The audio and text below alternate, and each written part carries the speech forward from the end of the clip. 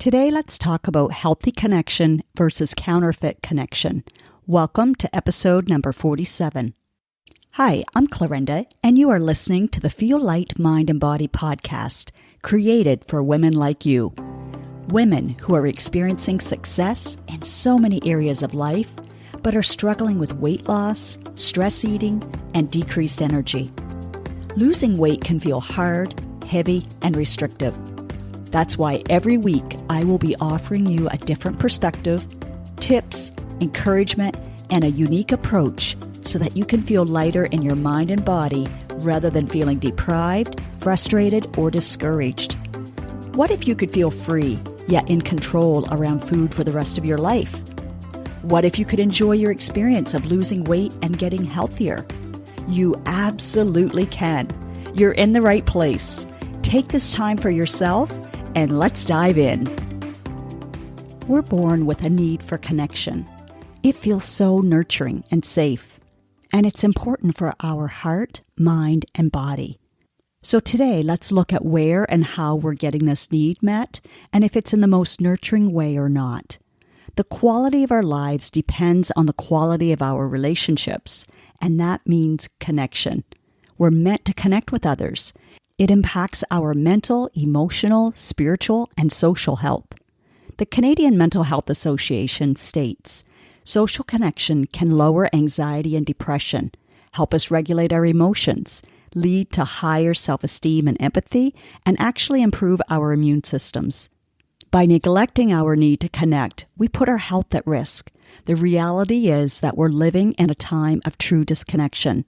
While technology seems to connect us more than ever, the screens around us disconnect us from nature, from ourselves, and from others.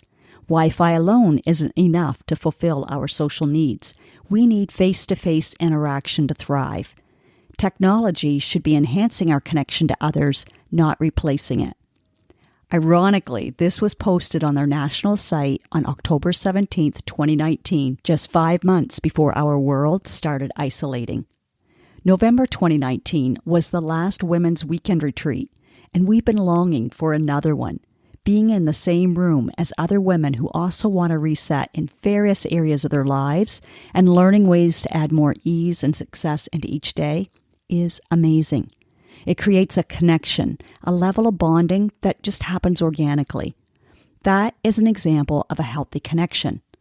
Other examples of healthy connections are having authentic conversations with your family and friends, and yes, even those difficult conversations.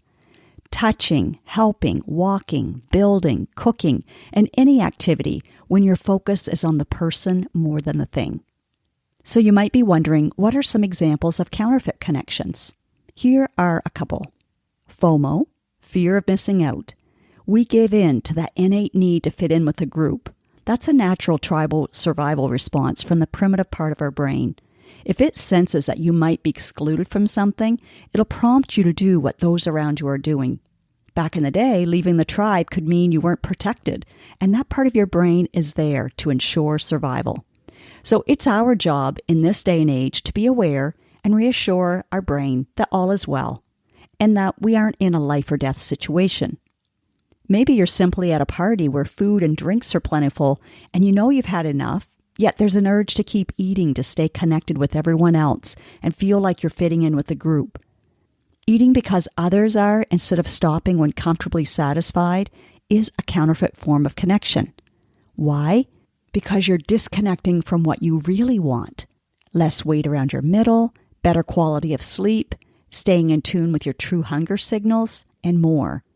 When you give in to self or peer pressure, people-pleasing, or the thought that you need to do something in order to fit in, you're disconnecting from your goals.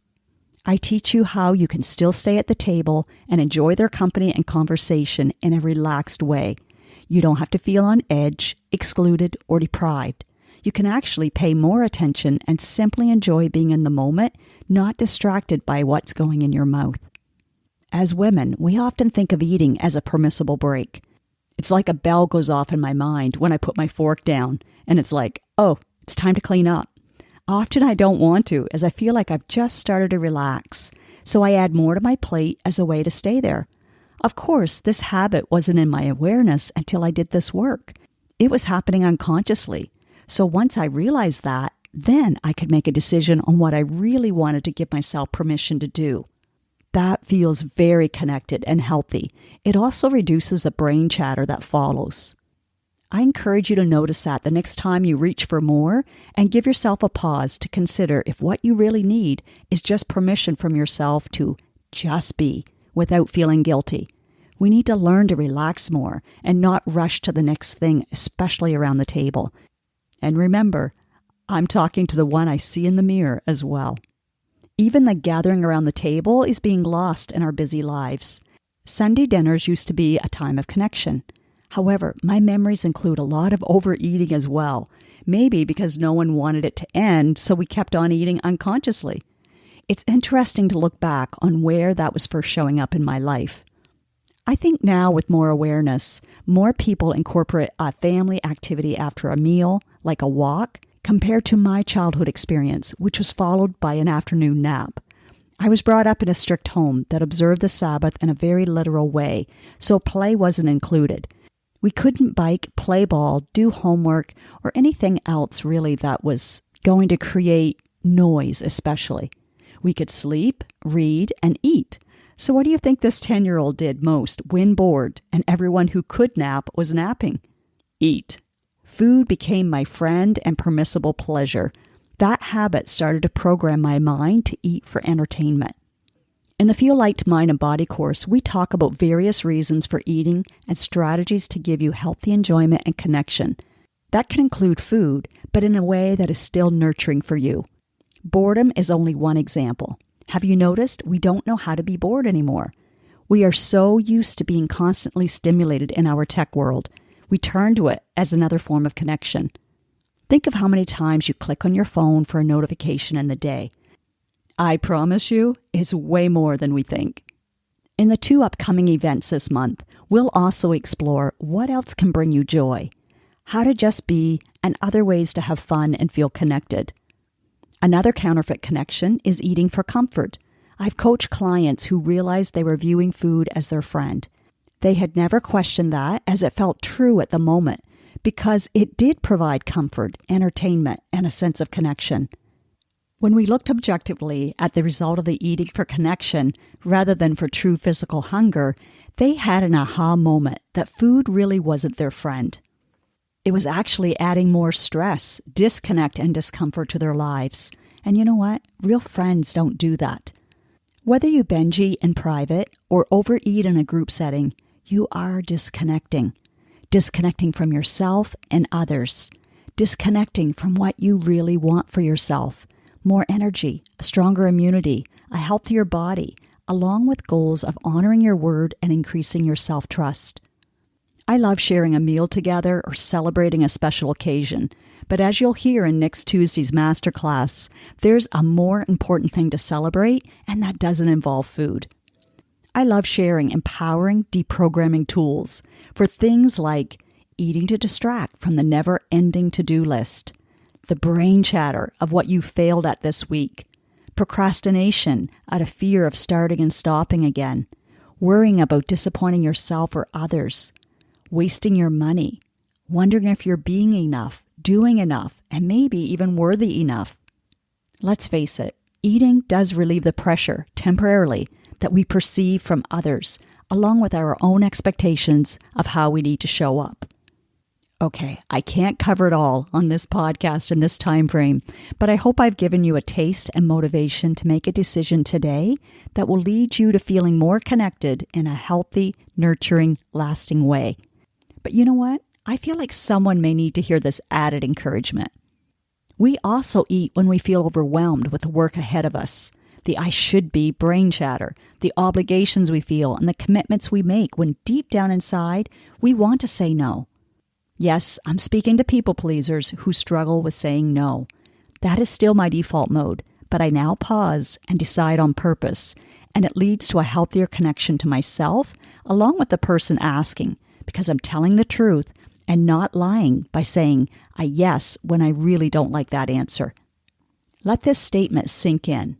When we say yes, although inside we're screaming no, we're really saying no to our own desire to feel lighter in our hearts, minds, and bodies. And then what else do we do when we feel overwhelmed? We overeat, overdrink, overspend, binge watch, and more as a way to feel connected when feeling drained, stressed, and exhausted. When we're in that state, it's so much harder to be conscious of what is really happening in our thought patterns and emotional level.